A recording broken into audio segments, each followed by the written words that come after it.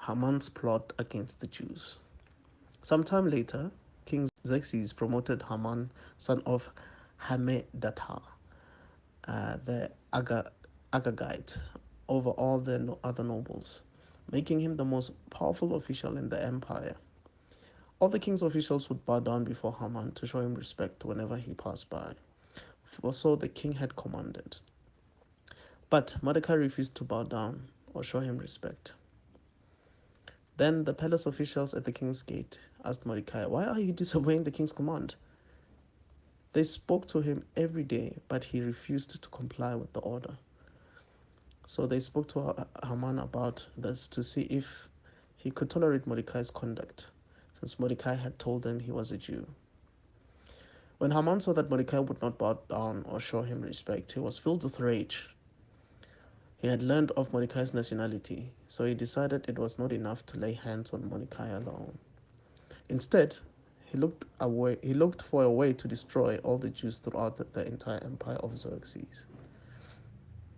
So in the month of April, during the 12th year of King Xerxes' reign, lots were cast in Haman's presence. The lots were called Purim, to determine the best day and month to take action. And the day selected was March 7, nearly a year later. Then Haman approached King Xerxes and said, "There is a certain race of people scattered through all the provinces of your empire who keep themselves separate from everybody else. Their laws are different from those of any other people. They refuse to obey the laws of the king.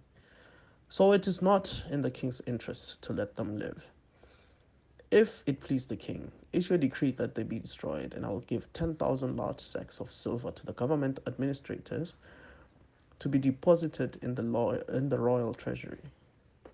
The king agreed, confirming his decision by removing his signet ring from his finger and giving it to Haman, son of Hammedatha, the Agagite, the enemy of the Jews. The king said, "The money and the people are both yours to do with as you see fit." So on April 17th, the king's secretaries were summoned, and a decree was written exactly as Haman dictated. It was sent to the king of the highest officers, the governors of the respective provinces, and the noble of each of their provinces in their own scripts and languages.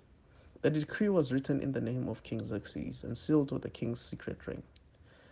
Dispatches were sent by swift messengers into all the provinces of the empire, giving the order that all Jews, young and old, including women and children, must be killed, slaughtered, and annihilated on a single day. This was scheduled to happen on March 7th of the next year. The property of the Jews would be given to those who killed them.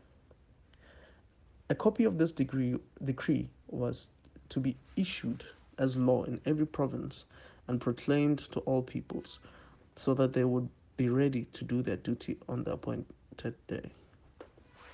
At the king's command, the decree went out by swift messengers and was also proclaimed in the fortress of Susa. Then the king and Haman sat down to drink, but the city of Susa fell into confusion.